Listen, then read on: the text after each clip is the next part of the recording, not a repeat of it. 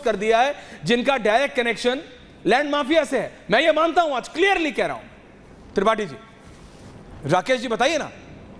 मैं एक बात स्पष्ट कर दूं, मैं एक बात स्पष्ट कर दूं, इसमें संगठन और सरकार के बीच में कोई समन्वय का अभाव नहीं है। भूपेंद्र चौधरी जी पार्टी के अध्यक्ष हैं, उन्होंने विधान परिषद में जो कुछ भी कहा है वो सरकार के साथ संवाद करके ही कहा है। पार्टी के विधायकों के द्वारा जो अलग अलग प्रकार के सुझाव दिए गए हैं उन सुझावों के आलोक में ही कहा है। और इस बिल को विधान परिषद में नेता सदन के नाते केशव प्रसाद मौर्य जी ने ही पेश किया है। जो अब तक विपक्ष ये लगातार नैरेटिव गढ़ने का प्रयास कर रहा था ना कि मुख्यमंत्री और उप मुख्यमंत्री में कोई किसी प्रकार का संवाद की कमी है, कोई मतभिन्नता है, वो मतभिन्नता तो पूरा नैरेटिव चूर-चूर हो गया। क्योंकि केशव प्रसाद मौर्य जी वो जो नजूल विधेयक है जो आप कह रहे हैं कि मुख्यमंत्री जी की मंशा है, उसको केशव प्रसाद मौर्य जी मैं कह रहा हूं, आप नहीं कह रहे हैं चौधरी जी ने बिना बातचीत के नहीं कहा। राकेश जी, मैं कह रहा हूं बातचीत करके, मैं कह रहा हूं आप नहीं कह रहे हैं क्या? बाबा बिल ला रहे हैं, बाबा की सरकार नजूल बिल ला रही है, आप नहीं मानते कि ये बाबा चाहते हैं? आप नहीं चाहते हैं कि योगी आदित्यनाथ जी चाह रहे हैं ये नजूल बिल है? नहीं, हम ये मानते नहीं, हम आप उसको किसी एक व्यक्ति एक चेहरे के साथ देखते हैं, हम उसको पूरी सरकार के साथ देखते हैं। अगर आप सरकार के साथ देखते हैं तो मुझे प्लीज बताइए, हर्षवर्धन जी नीतियों के साथ देखते हैं। 30 सेकंड और दीजिएगा राकेश त्रिपाठी जी से, जरा बात करने में आज बहुत दिनों बाद आनंद आ रहा है। राकेश जी जरा ये बताइए मेरे को, आप अभी भी इसको विपक्ष का प्रोपेगेंडा कह सकते हैं राकेश भाई, लेकिन मैं अभी फिर वो इंटरनल पॉलिटिक्स, चलिए आपको लगता है डिप्टी सीएम और सीएम के बीच में बिल्कुल ठीक था, बहुत अच्छी बात है, well done, all is well at least for now, अभी तो सब ठीक है। मैं दोबारा इस नजूल बिल पे आ रहा हूं। नजूल बिल में ऐसा क्या है जो आपको पर्दे के सामने आके या सबके सामने आके या विपक्ष के नेताओं के समकक्ष खड़े होके इसका विरोध करना पड़ा? इसमें सिर्फ इतना है कि लैंड माफियाओं ने जो झूठ बोल के जमीनों पर कब्जा करके फ्री होल्ड करा लिया है जो कि नहीं करा सकते थे, और उन लोगों को दिया। और उसमें यह भी है विधेयक में जो कि विधानसभा में पारित हुआ है कि अगर किसी गरीब के पास है ये और वो इसका शिकार हो गए हैं तो सरकार उसको उसका मुआवजा देगी या फिर एक एडिक्वेट घर देगी। उसके बावजूद अगर अनुप्रिया पटेल जी खड़ी होती हैं, अगर अखिलेश यादव की पार्टी के नेता खड़े होते हैं, अगर संजय निषाद जी खड़े होते हैं, अगर कोई और पार्टी के कोई भी नेता खड़े होते हैं, तो आप क्या समझते हैं जनता नहीं समझेगी कि इन सभी नेताओं के, सभी के, आपके वालों के भी नहीं, और उधर वालों के भी सीधा कनेक्शन लैंड माफिया से है? क्योंकि ये वार सिर्फ और सिर्फ, आप सोचिए राकेश त्रिपाठी जी, 75,000 एकड़ जमीन किसी आम आदमी के पास तो होगी नहीं। ये टोटल कंबाइंड ये किन लोगों के पास होगी? कौन गलत तरीके से फ्री होल्ड कराएगा? आम आदमी जो 5 से 2 की नौकरी करता है या जो लैंड ग्रैबिंग का काम करते हैं वो? और ये कोई छुपी भी बात नहीं है राकेश जी, आप भी जानते हैं।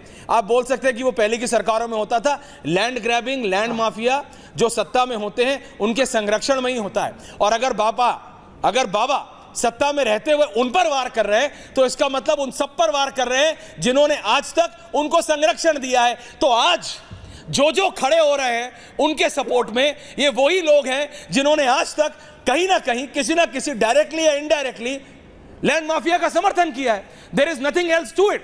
इसमें और कुछ समझने के लिए है नहीं Rakesh ji. Am I wrong? क्या मैं गलत हूं? तो मुझे क्लियर कर दीजिए प्लीज राकेश जी। देखिए, नहीं, आप बिल्कुल ठीक है। Thank you. मुझे लगता है कि इस पूरी बात को ठीक ढंग से समझने की आवश्यकता है। नजूल बिल सबके पास अच्छी मंशा के साथ जनता के हित में सार्वजनिक तौर पर जमीनों का इस्तेमाल हो सके और माफियाओं के कब्जे से, चंगुल से जमीनों को छुड़ाया जा सके, इस मंशा के साथ लाया गया एक बहुत अच्छा बिल है। लेकिन इस बिल की टेक्निकलिटीज को लेकर के, कुछ विषयों को लेकर के कुछ माननीय सदस्यों के मन में कुछ शंकाएं हैं। उन शंकाओं के समाधान के लिए इसको प्रवर समिति को भेजा गया है। प्रवर समिति में इसको लेकर के चर्चा होगी और जो शंकाएं हैं उन शंकाओं का निवारण हो जाएगा। उसके बाद ये बिल पुनः सदन में रखा जाएगा। विधानसभा से पास हो चुका है, विधान परिषद में पुनः रखा जाएगा। ये किसी भी कानून को बनाए जाने की एक प्रक्रिया है। इस प्रक्रिया को विरोध करना कहा जाएगा तो मैं मानता हूं ठीक नहीं हूं। हर्षवर्धन जी, हमें संवाद की स्पेस होती है, ये कोई भेड़चाल नहीं है। From one Tripathi ji to another Tripathi होगा, वहां संवाद के साथ समाधान होगा। Okay Rakesh, from one Tripathi ji to another Tripathi ji. Harshvardhan ji जरा आप इसका एनालिसिस कर दीजिए इससे पहले कि मैं खान साहब के पास जाऊं, अजय वर्मा जी के पास जाऊं। क्या इसका मतलब ये बिल अगर इतना डिस्कशन करना था, बीजेपी के नेता अलग से डिस्कशन नहीं कर सकते थे? क्या ये बाबा का विरोध नहीं है? और क्या ये सचमुच नहीं समझते ये सारे नेता कि जनता घास खाती है? ये लैंड माफिया के खिलाफ बिल है उन लोगों के खिलाफ जिन्होंने सरकारी जमीनों पर कब्जा किया है, और इन नेताओं को सबको करंट लग गया, ये सब खड़े हो गए, ये भूल गए कि ये बाबा की सरकार का भाग है कि नहीं है, बीजेपी का भाग है कि नहीं है। इनके लिए कोई और व्यक्ति ज्यादा जरूरी हो गया, इनके वोटर से ज्यादा, और बीजेपी कह रही नहीं नहीं ऑल इज वेल, अभी भी सब ठीक है। हर्षवर्धन जी प्लीज एनालाइज। ऐश्वर्य जी, मुझे लगता है कि अगर ये स्थिति नहीं आती, ये ऑडियो खड़े नहीं दिखते तो अच्छा, लेकिन लोकतंत्र के लिए इसे बड़ा अच्छा माना। सरकार कोई बन गई तो इसका मतलब ये नहीं हुआ कोई भी नियम कानून उसने बनाया और सवाल ना खड़ा किया जाए। इसके दो पहलू, एक पहलू ये है कि नजूल की जमीन पर ढेर सारे अवैध कब्जे उनके से भी है, कमजोर लोग हैं, गरीब लोग हैं। दूसरा पहलू ये है कि नजूल की जमीन पर जज, न्यायाधीश, वकील, डॉक्टर, बड़े बड़े लोग, नेता, बड़े बड़े माफिया, ये मजा। अब अगर सरकार ये कानून लेकर आ रही है तो अच्छा है कि दोनों सूत्रों में इस जमकर चर्चा हुई। अच्छा है कि भारतीय जनता पार्टी के विधायक भी, और देखिए उसमें दो लोगों का तो मैं बताऊं, जो सिद्धार्थनाथ सिंह और हर्षवर्धन वाजपेयी ने किया है कि वो हमारे शहर का ही मसला है, वहां पर उनके सीधे सीधे पॉलिटिकल कॉन्स्टिट्यूएंसी का मसला। दैट्स राइट, यही मैं कह रहा था सर, एक्सपोज हो गए सब। यू आर राइट सर, बोलिए। थोड़ा सा आपका ऑडियो गड़बड़ हो रहा है, लेकिन प्लीज बोलिए, आज बताने की जरूरत है। 75,000 एकड़ नजूल की जमीन है, तो उस जमीन का सही उपयोग कैसे होगा ये सरकार को तय करना पड़ेगा। यस, योगी आदित्यनाथ की सरकार की सबसे बड़ी यूएसपी रही कि उन्होंने कानून व्यवस्था दुरुस्त किया। ईक अहमद जैसे माफिया की जमीन नजूल पर ही कब्जा था, नजूल की जमीन पर कब्जा था, जिस कब्जे को हटाकर वहां पर प्रधानमंत्री आवास में गरीबों को दिया गया। ऐसे ही लखनऊ में जो फॉरेंसिक इंस्टीट्यूट बना है वो भी ऐसी जमीन थी। अब सवाल ये है कि क्या ये कानून पूरी तरह से ऐसे किसी अवैध कब्जे को रोकेगा? बिल्कुल ये होना चाहिए, लेकिन ये अच्छी बात है कि सरकार ने इसको स्पष्ट किया कि कोई भी गरीब, कोई भी कमजोर को हटाया नहीं जाएगा। और मेरा ये मानना है कि उसमें मुआवजा वाला प्रावधान भी खत्म कीजिए।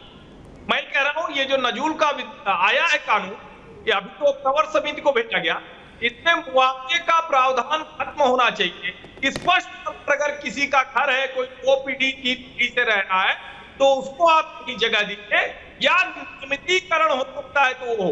लेकिन जो लैंड माफिया है, तो भू माफिया है, जो गुंडे बदमाश है, अगर वो इस कब्जा करके बैठे हैं, नेताओं का संरक्षण है, तो वो पूरी तरह से खत्म होना चाहिए। ये नजूल की जमीन को फ्री होल्ड कराने का धंधा जो सबसे खतरनाक धंधा है, सबसे खतरनाक है। हर्षवर्धन जी, मैं सिर्फ आपसे इतना निवेदन कर रहा हूं, और इसीलिए सिर्फ काट रहा हूं ताकि आपका ऑडियो डिस्कनेक्ट करके कनेक्ट हो जाए। बाकी मैं सारे अपने पैनल के पास जा रहा हूं, खान साहब के पास। मैं अपनी टीम से रिक्वेस्ट कर रहा हूं, बिकॉज हर्षवर्धन जी जो आप बता रहे थे कि क्यों सिद्धार्थनाथ सिंह ने विरोध किया, क्यों तिवारी जी ने विरोध किया, मैं वो चाहता हूं वो सारी बात आज आप एक्सपोज करें। मैं सिर्फ आपको ऑडियो डिस्कनेक्ट करा के कनेक्ट करा रहा हूं ताकि चीज आए। और राकेश त्रिपाठी जी, मैं सच बात बोल रहा हूं, सपा के हो, कांग्रेस के हो या भाजपा के हो, जो भी नेता, चाहे अनुप्रिया पटेल जी हो चाहे कोई हो, आज बोल रहे हैं वो ये